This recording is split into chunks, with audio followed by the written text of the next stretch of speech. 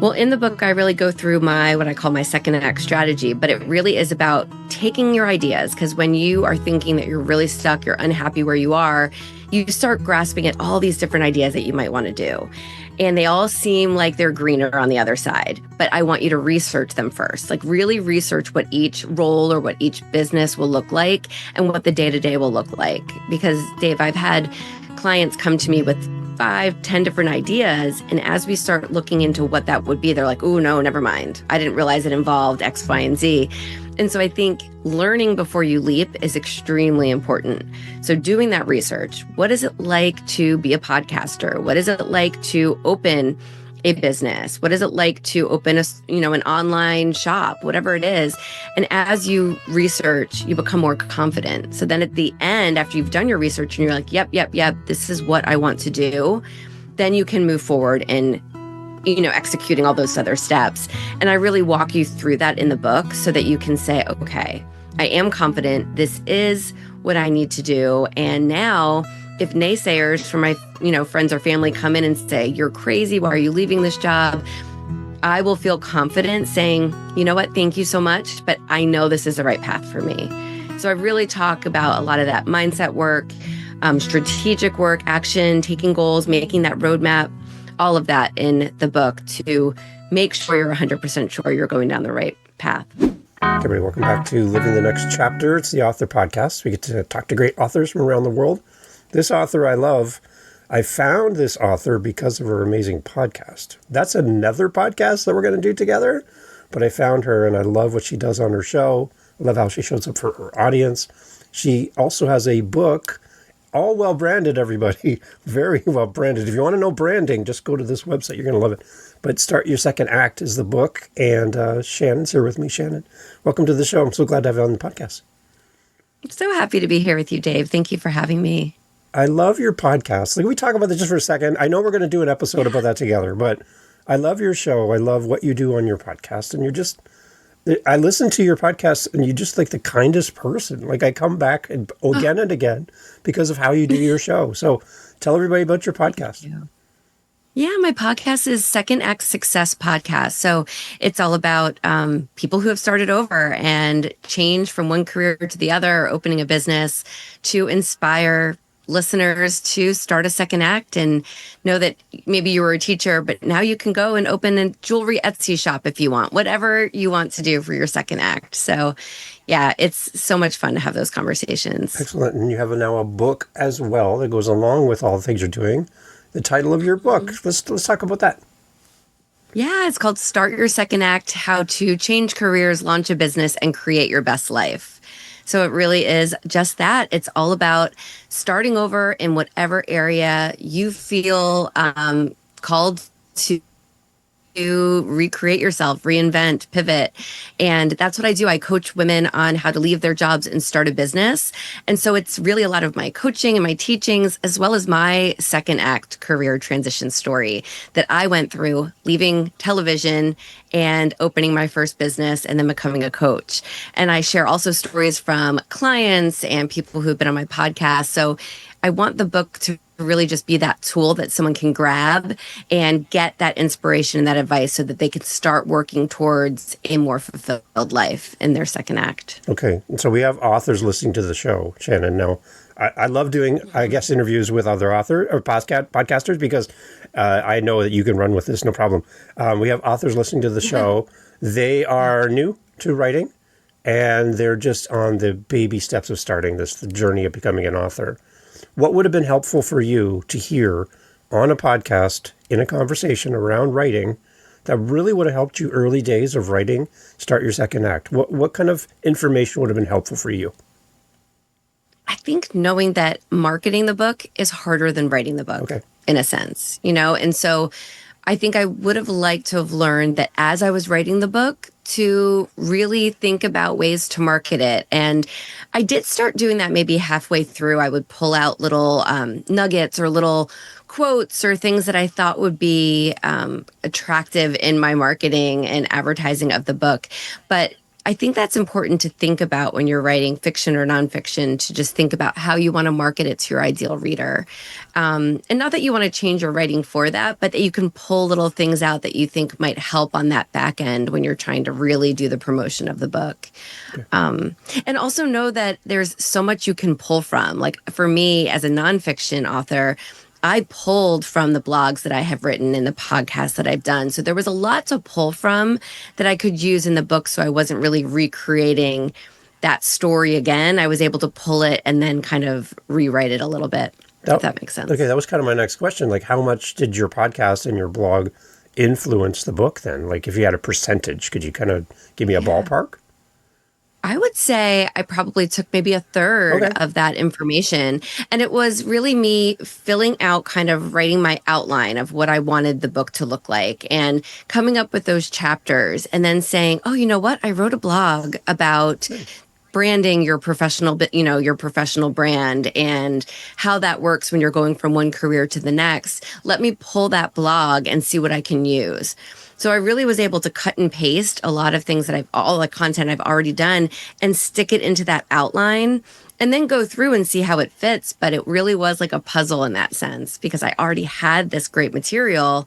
So I was able to repurpose it, which was, I think, smart and time saving at the same time. It helped me a lot and gave me that extra boost of confidence when I felt like I was hitting that writer's block, that like, oh no, let me take this and rework it and see how it fits in. Yeah, because you've already gone down these paths already on your show and what you've been writing. So that becomes part of your journey and part of your everything. I would think that the book influenced the podcast influenced the book, the blog's in there as well. Like you have all these different things you're working on, and it's just a matter of capturing that and kind of putting into a book form for somebody who has content in other places like you have.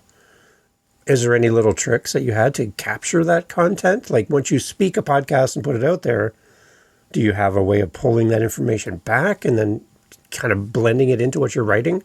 Any tips on that part?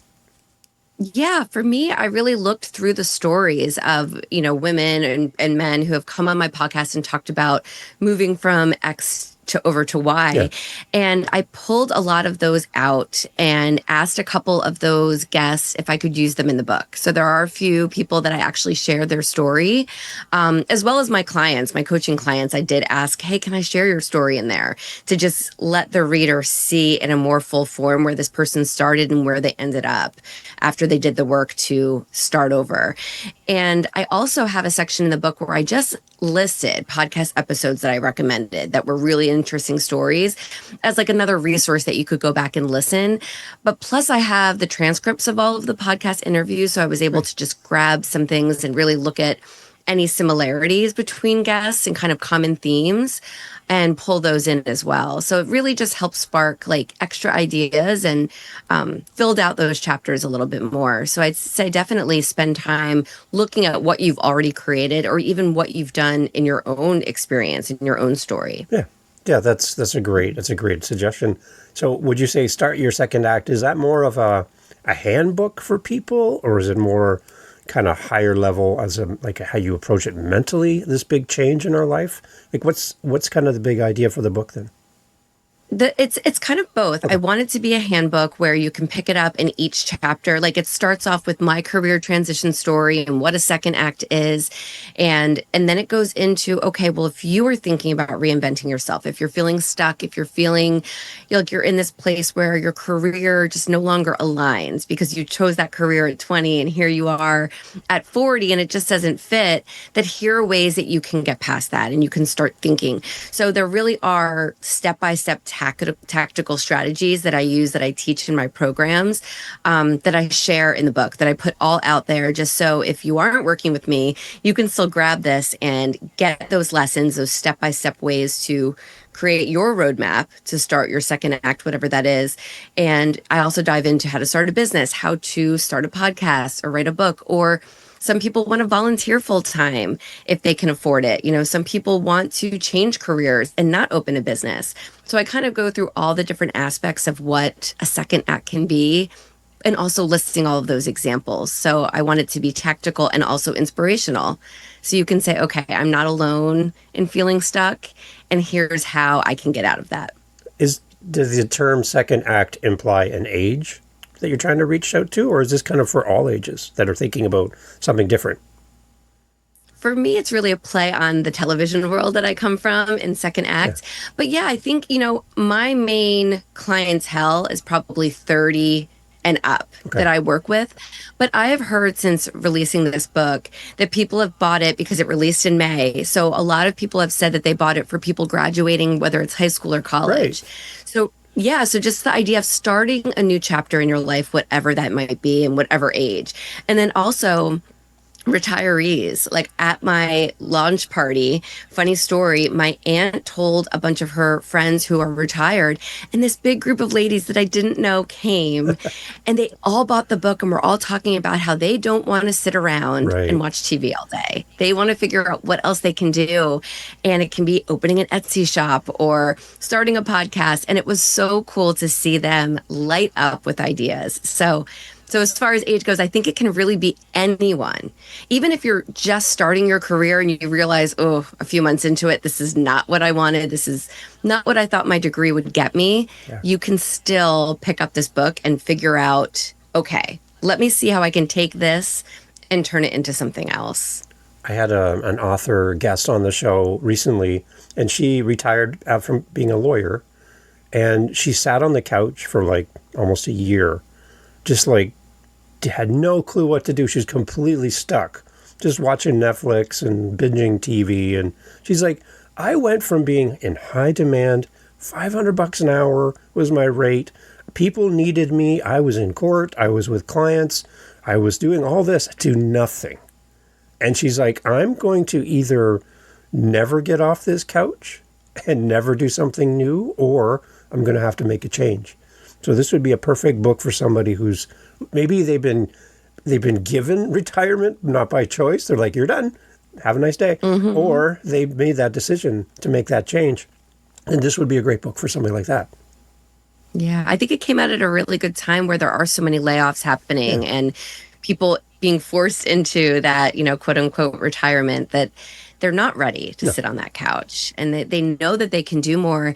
And it's a way of almost thinking back to when we were younger and those dreams that we had. And I had a woman on my show who said she loved to dance, and that was her thing. And when she turned 60, she said, you know what? I want to start taking dance classes, and I want to start teaching dance to people. And why not? It's that at that time where you're in that transition period, why not think about those things that you enjoyed when you were younger and try to do them now?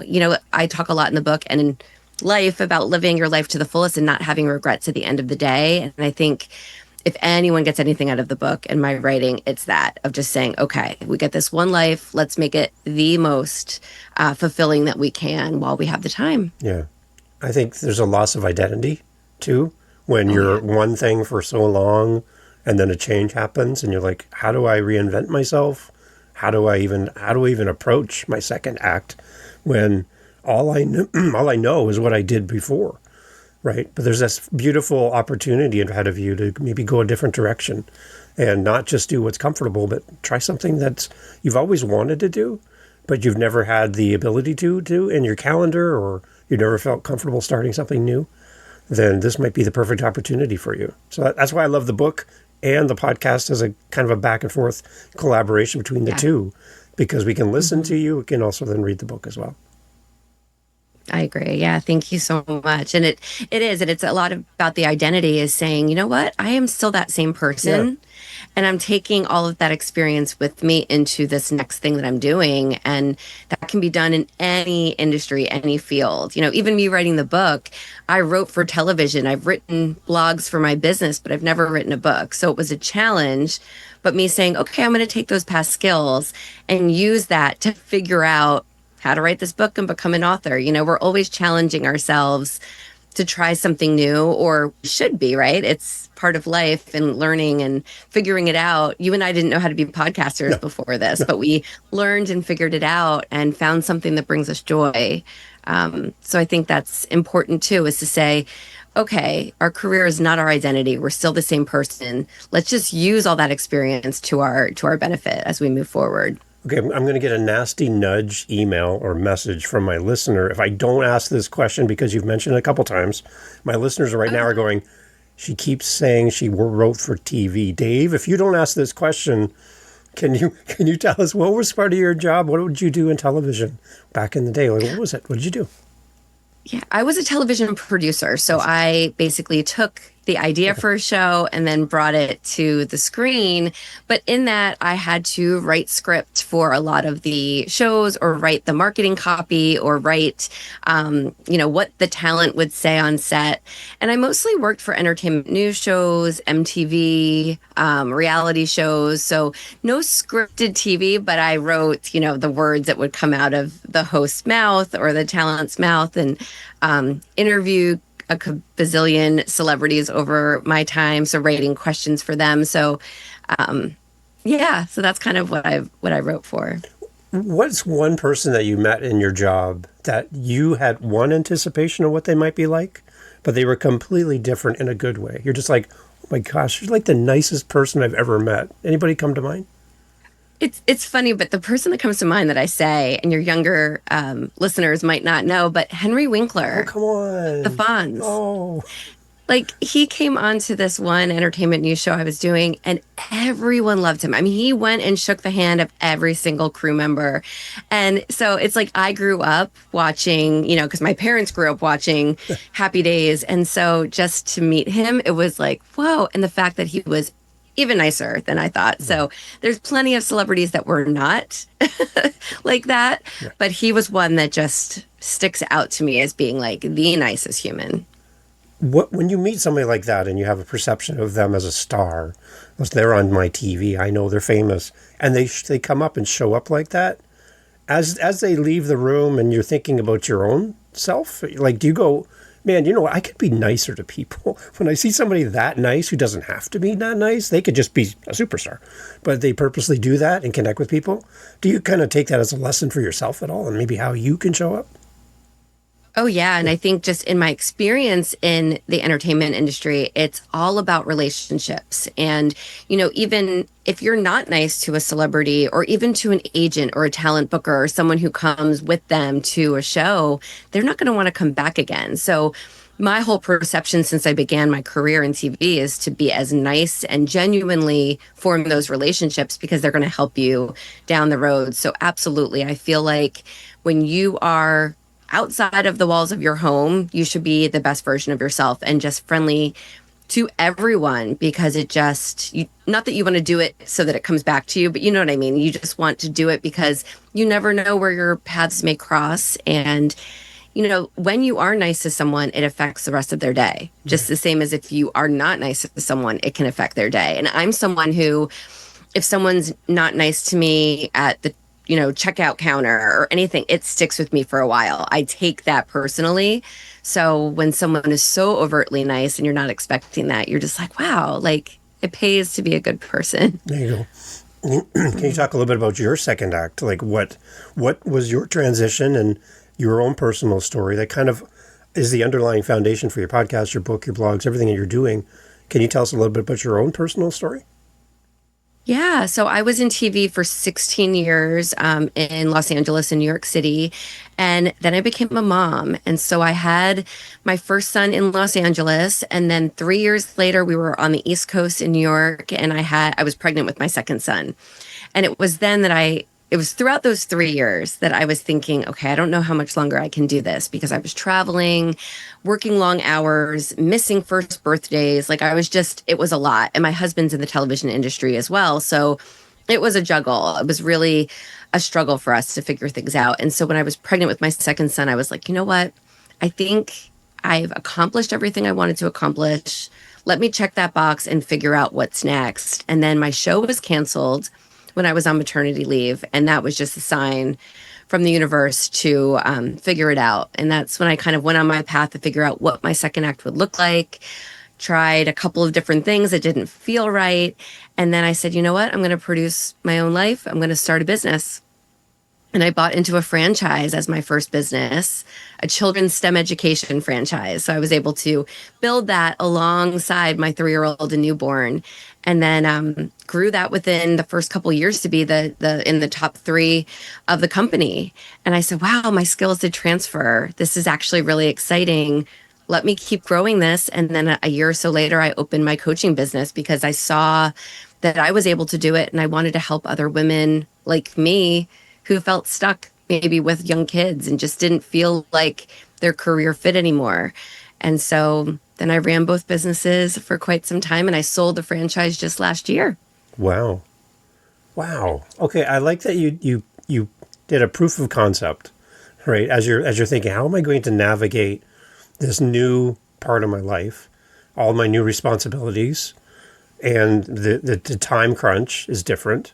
When you don't have children, you're a little more flexible to go and do the extra hours and extra trips and all that other stuff. Now you have an anchor that holds you back, not hold you back, but holds you to your home and solidifies where you are, right? You're in a different place. And I love that you did a proof of concept. You didn't just jump at something and hope for the best, but you're like, I'm going to try this and I'm going to see what I can build. And you prove to yourself you could do it. That's a great starting point, I think, for a lot of people to kind of lean into. Yeah, thank you. And I did try, like, in the interim in that year or so, I took a 9 to 5 job that just didn't fit. Yeah. I went to work for my master's. I figured, oh, I'll become a teacher, like grasping at those straws, because that's what we have to do when we're figuring out Right. what feels right. And I think in starting a second act, we can be a little choosy too, because we know what we're good at. We know what we like doing, what we don't like doing.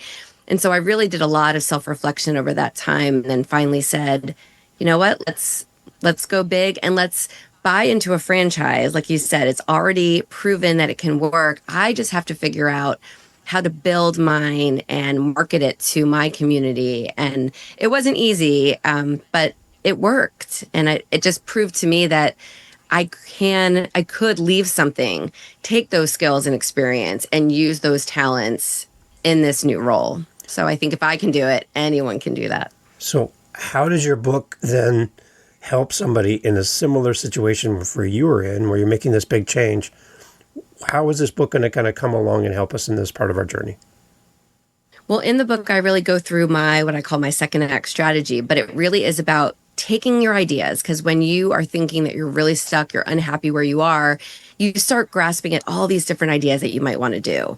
And they all seem like they're greener on the other side. But I want you to research them first, like really research what each role or what each business will look like and what the day-to-day will look like. Because, Dave, I've had clients come to me with 5, 10 different ideas. And as we start looking into what that would be, they're like, oh, no, never mind. I didn't realize it involved X, Y, and Z. And so I think learning before you leap is extremely important. So doing that research, what is it like to be a podcaster? What is it like to open a business? What is it like to open an online shop, whatever it is?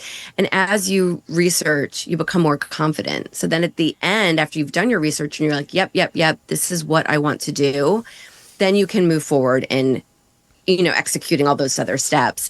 And I really walk you through that in the book so that you can say, okay, I am confident. This is what I need to do. And now if naysayers from my, friends or family come in and say, you're crazy, why are you leaving this job? I will feel confident saying, you know what, thank you so much, but I know this is the right path for me. So I really talk about a lot of that mindset work, strategic work, action, taking goals, making that roadmap, all of that in the book to make sure you're 100% sure you're going down the right path. How do you help people who are dealing with this feeling of, I don't think I can do this? Like, I have a passion to make a change in my life, but the idea of not having a paid job where somebody pays me to sit at my desk and do the task, the idea of me doing this on my own and being responsible for everything, including my salary, Shannon, I don't think I can do this. Like, I've never done this before. How do you work with somebody like that? It's starting small, Okay. and it's looking at your individual circumstances. So finances are a really big thing. And I know there's some gurus out there that say, oh, just pick a date, put it on the calendar. That's when you quit. And no, I don't, because I kind of left. If you remember my story, my show was canceled and I had to figure it out. And it added a lot of stress of, oh no, let me get that 9 to 5 job because I need to bring money in. And I wasn't planning for that, change, where I want my clients to really prepare. So we look at your finances and maybe you say, you know what, I've got to work for another 6 months or another year to save money, but I can build the business on the side, Yeah. or I can plan for whatever it is you want to do on the side while I'm working, and we can get a plan in place. Or, you can open your business on the side and continue to work full time. A lot of people, like you said, want that stability, but they also want to accomplish that dream of theirs. So there's a way of doing both. And another excuse I hear a lot is, well, I don't want to cause chaos in my family. Right. I'm in charge of the kids and the schedule. And so there's ways of doing it where it doesn't cause that chaos. Because I know as a parent, you don't want to be responsible for everything falling apart. And we can do it in little small steps. And it might be planning out the next year and just making a couple different action steps within each month that you can tackle and feel like you're working towards something. But everything is doable. It's just a matter of figuring out what's doable for you and how you can work it into your life in a really organic, methodical way. So you don't have to wait for your television show to be canceled to start the journey of going after your second act. You can do it while you're still working and you have this dream. So any tips for somebody who is working currently but knows that a change is coming in the future? Like how do we kind of navigate working a job but dreaming about the next thing? Well, yeah, and I definitely would have done my situation a little bit differently if I had had someone like me to help. But I'd say for a lot of people, because there are so many mass layoffs happening in the United States, Canada, everywhere right now, that it's important to kind of say, oh, you know what? I am fearing that I'm going to be on the other end of those layoffs, or I'm fearing that something's going to happen at my company. You can start thinking right now. And it's a matter of even saying, okay, that 30 minutes in the morning when I sit down at my desk with my coffee and I doom scroll, or I'm on, news, whatever it is, like that is a time where you can update your resume or update your LinkedIn or start researching business ideas. Or, during your lunch break, instead of going with coworkers or again, doom scrolling online or checking your email, you can start looking at logos, figuring out your business name, setting up a website. It's just being disciplined to say, okay, I want to just make 2 to 3 hours a week even that I'm going to dedicate to making the second act plan and putting it in place. So it's starting it really small, but I think whatever you can do to start doing that ahead of time while you have the safety of that paycheck, it's really important, I think, for anyone now. And I even tell my kids who are 10 and 13, okay, when you think about what it is that you want to be when you're older, that's great, but you can change it anytime. And you can also have a business on the side, because that business is going to be something that you can control. Right. Whereas a job, you can never truly control. Right. So just getting that entrepreneur kind of mindset, I think, at an early age is really smart, because I think that's what's going to be more common as the generations progress, because more and more people will have to have that control over their destiny that we just don't have as much in the workforce nowadays. So I want to start my own second act, but I have no clue what I want to do. I need somebody to help me kind of talk through what I'm good at, find out where my interests are. I have no idea what's available to me out there. I've never even thought of this before. And now that I'm hearing this conversation, I'm like, I need to talk to Shannon. For that person, Shannon, you did say you talk to people and you do coaching and stuff for people. Can you give us an idea? What's it like to work with you? Like, how do you bring somebody into your world? I'm really curious as a listener, and I've never worked with somebody like this before, and I don't know what it's going to involve. Can you kind of break that down for us? Yeah, absolutely. And for someone who, like you were just describing, who has no idea but just knows that they want to try something else, I'm certified in UMAP, which is a career business assessment that pulls your strengths, your values, your personality, and your skills, and it gives you this template, this roadmap. It's called the UMAP, that has everything that you're good at, that you enjoy doing, and it also lists out things that maybe you're good at that you don't enjoy doing.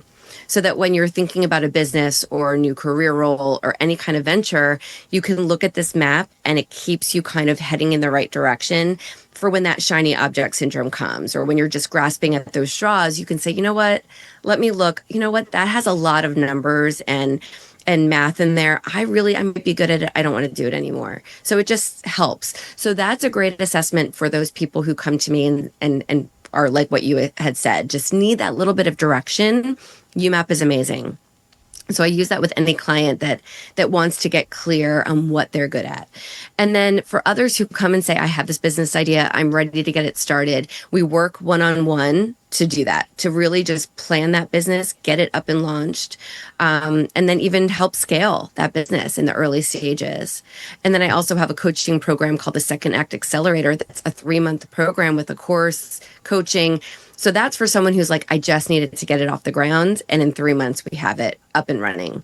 So it's just, there's different options. So usually I have a call with people and then figure out the best option for them. Okay. But it's really just helping you get to the other side of that limbo that you might be feeling and know that you have an accountability partner, because it's so easy to just say, this is too hard. I'm going to stay stuck. I'll wait for that perfect time. And then that time never comes. Is all of our interactions with you directly, or do you have a community that we get to meet as well? Like, is that part of it?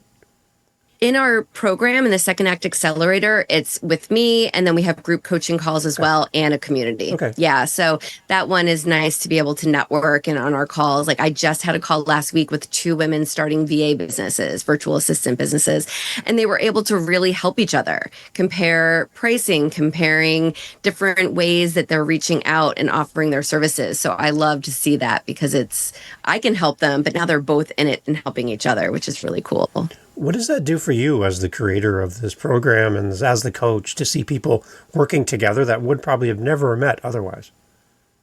I'm such a connector just in my life in general. So I eat it up. I absolutely love it. And it just makes me happy, because I do feel like women more so than men, and a lot of times do take on the brunt of the household and the family, just the way society is. And so we always put ourselves last. And I like the fact that I'm helping women who feel like they maybe aren't worthy of making a change or bettering themselves. But I'm saying, yes, you are worthy, and let's give yourself grace and let's work towards this together so that you feel like a better mom and wife and partner, and you can move forward in your life feeling fulfilled. So it just gives me so much joy, because I see how this has changed my life, making that career transition, and my relationships with my kids and everything. I just feel so blessed and lucky, and it just fills me up to help others. We kind of have an adjacent brand here with my show, Living the Next Chapter, and you talking about your second act. It kind of goes together really nice. So I'm going to turn the podcast over to you, Shannon, in true podcast style. I'm going to go be a listener now. But I'd love for you to kind of share some takeaways that we can apply to our life based on the book, based on the podcast, your blog, all of that. But something that we can walk away with as listeners. I feel people are leaning into this conversation today, Shannon, going, this is exactly what I needed to hear. And I need to hear a little more Shannon, a little less Dave in the moment. So Shannon, if I'm going to turn it over to you, kind of take us kind of through some things that we can consider as we look towards our second act, things we maybe haven't talked about yet, or we can go a little deeper on. But this is your podcast now. I'm going to go sit with everybody else. Well, Dave, I think it's about giving yourself that grace to live the next chapter, right? You're giving yourself that grace to say, I am worthy, and not everyone hates their job. I don't have to be that person who does. I can figure out what to do in my life to turn things around so that I do show up better in the world and that I have no regrets at the end of the day. So let's start exploring what would make you feel happier. What do you enjoy doing? And it can be something like starting a podcast or writing a book or creating a blog or doing something that just brings you joy and maybe doesn't bring the money in right away, but it's something that makes you feel creative and like you're really using those talents that you loved when you were younger. And I think just being able to say, wow, this is what I'm working on is nice, because we're so busy taking care of everyone else that when I was starting to write the book, I said, okay, guys, I'm going to go every Monday. I was in a class that helped me, an accelerator program to help me write my first draft. And I told my family, okay, Mondays for 90 minutes, I'm going to go close my door and I'm going to write. that became my time. And I don't take a lot of me time. I'm so busy with the kids that was my time. And they understood and they thought it was exciting that I was writing. And so I said, I'm taking this time for me. And it became something that I enjoyed. So now writing is a hobby of mine. And I truly love being alone with my thoughts and writing.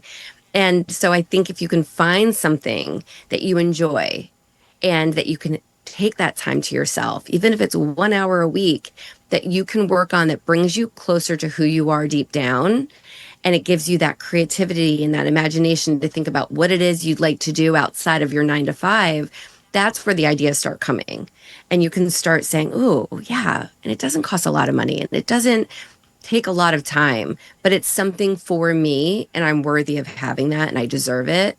And that's where you can start thinking, oh, well, maybe I can take this book and now I can start speaking on some stages. I can start making some money in front of other audiences. I can make a course to go along with this. I can, it starts to roll and you start going, oh, maybe I can make some money and make that roadmap to leave my 9 to 5 if that's what I choose to do and build this as a business. And so whatever it is for your second act can be something small that just starts on the side. Teaching dance classes, like I mentioned earlier, or saying, you know what, I'm a teacher, I can start tutoring more, or I can start taking all of my lesson plans and making those downloadables and printables that I can sell online on Teachers Pay Teachers or on Etsy. Little things that you are just taking what you already know or that you enjoy doing and monetizing it. So I think a second act can be really anything that is important to you that just brings a little bit of joy into your life and allows you to be that fuller person. And it's just like living the next chapter, right? It's like, what do I want this rest of my life to look like? I chose this career when I was a teenager. Life is a little different now. What would I choose at this age? And giving yourself that permission to make that decision and challenge yourself. I think it's fun to think about what else is next. And I'm like, ooh, what else can I do now? I'm going to write fiction next. And, thinking about that is exciting. And it's something that's just mine. There you go. Whether anybody reads it or not, it's just like another project I can work on that's mine. I like that. And and you're a different person now than when you took that first job that you're talking about. That neither you were asked to leave or you are going to leave. You're a totally different person now than you were then. So to jump to the exact same thing somewhere else at a different address, the same role, the same job, it might not be the one thing that lights you up, even though you have that great amount of experience. This might be the perfect time for your second act. So lean into that. That's a great opportunity ahead of you. I think you're giving us a lot of hope, Shannon, in all of this. I think when something happens and you are asked to leave or your TV show is canceled, you lose hope. In the moment, you're like, oh my gosh, now what am I going to do? The thing I love and the thing I'm really good at, I can't do anymore. And now I feel like I'm lost a little bit. So between your book, your podcast, your coaching, your community, there's a way for us to find our next second act. I like this. I sure hope so. Yeah. And it's knowing that you're allowed to grieve that, but then you can also celebrate it and say, wow, I accomplished all of that. Let's check the box and let's see what is next. And that can, once you get past that in between stage of, wow, this happened to me. Now, what am I going to do with it? This is a new opportunity. And that's exciting. I think when you look at it with that mindset of it being exciting and let's embrace it, I think it makes the future a lot less scary. Okay. Before we go to the last question, as we wrap up, Shannon, take us to your website. Everything's there. I'm looking at it on the screen right now while we're talking. It's beautiful. And I love the cover of the book, by the way. I see it behind you there. Very colorful. I love that. It's gorgeous. Take us to the website, what we can find as a first-time visitor to your site. Where do we go first? And connecting with you. And I have one more question to wrap up. Talk about the website. Yeah. The easiest place is startyoursecond.com. That takes you right to the book. And then you'll have, all the information about the book right there. And then you can also just go up to the header and you can click around for my coaching, free resources, the podcasts, and all of that. Excellent. Success leaves clues. So can you share with us a story of somebody who did come to you and you were able to help them kind of find their second act? And just a quick little story, because I love stories, and I think all of us love to hear a good story. Let's wrap up on a high note, everybody. But is there something you can share with us, somebody that you worked with? That'd be great to hear. Yeah, absolutely. There's a woman named Maria who came to me, and she was 60 at the time and just newly divorced. And she felt like she spent her entire career helping her husband grow his medical practice. And she was kind of left alone and not having anything of her own. And we really dove into what she likes. And she was a baker, is a baker. And she has a lot of health concerns. She had survived cancer. She had to eat a certain way, sugar free, gluten free, all of the things. And she learned to bake and cook in that way. And so she said, maybe I can open a baking business. And she started baking. And then eventually she started selling her cakes to local restaurants. And she still does. And it's incredible because this is something that's truly her own. And she found that, and she took something that she knew, something that she was doing for herself because of her own health needs. And now she can bake for other restaurants, and then they can offer gluten-free, vegan, sugar-free, all of the things that are harder to source and find. And it's homemade and delicious. And yeah, I'm really, really proud of her. There you go. That's amazing. Yeah. So if you know something, somebody else wants to know it. If you love something, someone else wants to fall in love with it too. So lean into the things that make you who you are. Leverage your background, your experience, and that opportunity in front of you. Even though it might seem daunting in the moment that you're going to make a big change in your life, your second act is going to be a thing that can make you find your passion and make your life so much happier. So with Shannon's help, everybody, grab the book. I know you're listening to this going, I know like 2, 3, 4 other people who are going to love this book. Then you're going to tell them about this book for sure. You're going to tell them about her podcast as well. And you're going to share the links in the notes because I know you're good people as you listen to this. But let's go out and start our second act, Shannon. Thank you so much for being part of the podcast. Thank you so much, Dave. This is so much fun. Excellent. Again, thank you so much for being here, and thank you to our guest for being part of Living the Next Chapter. Make sure you go like, follow, share this episode to support your fellow authors. And a reminder to always leave a review every time you buy a book from your favorite author. It means so much to them. It's your words back to the author on why this book means something to you. That's one responsibility that we have as readers, to support our authors by leaving great reviews. I know you've probably forgotten more than you've remembered to leave reviews. So my little ask of you here as we're exiting out of the episode, to go grab that stack of books behind you, put them on your desk, and go to the websites where you purchase these books and leave a review now. I know you bought the book years ago. Go leave a review today.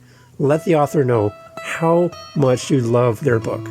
Give really detailed information about why you love this book so much. Let's celebrate our authors by leaving a great review.